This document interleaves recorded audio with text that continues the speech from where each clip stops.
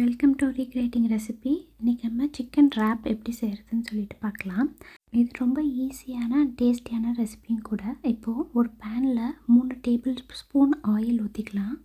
Next 1/2 kilo chicken, நான் எலும்பு இல்லாத சிக்கன் எடுத்திருக்கேன். அடுத்து 1/2 ஸ்பூன் சால்ட் ஆட் பண்ணிக்கலாம். ஆட் பண்ணி இது எல்லாத்தையுமே நல்லா மிக்ஸ் பண்ணிக்கலாம். மிக்ஸ் பண்ணிவிட்டு ஒரு லிட்டு போட்டு க்ளோஸ் பண்ணி வச்சிடலாம். அதுலேருந்து ஆட்டோமேட்டிக்காக தண்ணி ரிலீஸ் ஆகும். இந்த ஸ்டேஜில் மஞ்சத்தூள் 1/2 ஸ்பூன், மல்லித்தூள் 2 spoon, red chilli flakes 1/2 spoon, Kashmiri red chilli powder 1 spoon add பண்ணிவிட்டு இது எல்லாத்தையும் நல்லா ஒன்றோட ஒன்று மிக்ஸ் பண்ணிக்கலாம். மிக்ஸ் பண்ணதுக்கப்புறம் இஞ்சி பூண்டு 1 ஸ்பூன் ஆட் பண்ணிக்கலாம்.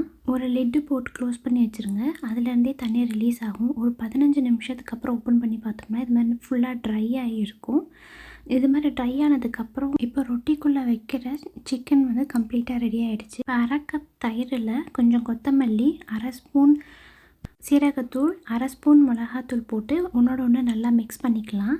அதுக்கப்புறம் 1/4 ஸ்பூன் உப்பு கொஞ்சமாக போட்டால் போதும். ஸோ 1/4 ஸ்பூன் உப்பு ஆட் பண்ணிக்கலாம். அப்புறம் 2லேருந்து 4 டேபிள் ஸ்பூன் மயோனைஸ், இது எல்லாத்தையும் மிக்ஸ் பண்ணிக்கலாம். இப்போது நம்மளுக்கு ரேப்புக்கான சாஸும் ரெடி ஆகிடுச்சு. இப்போது நம்ம ஒரு டோர்ட்டிலா ரேப் இல்லைன்னா சப்பாத்தி, இது ரெண்டுத்தில் ஏதாவது ஒன்று எடுத்து நம்ம ஆல்ரெடி செஞ்சு வச்சுருக்கோம் இல்லையா ஒரு சாஸை மயோனைஸ்லாம் போட்டு, அதை ரேப்பில் அப்ளை பண்ணிக்கலாம்.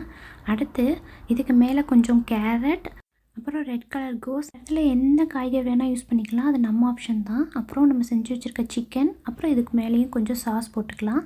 அதுக்கப்புறம் மொஸரல்லா சீஸ் இருக்கும் இல்லையா, அது நமக்கு எவ்வளோ தேவையோ அவ்வளோ போட்டுக்கலாம்.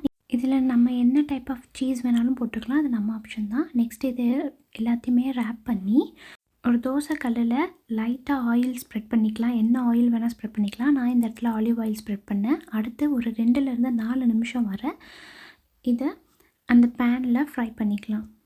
அவ்வளோதான், ரொம்ப யம்மியான சிக்கன் ரேப் ரெடி ஆகிடுச்சு.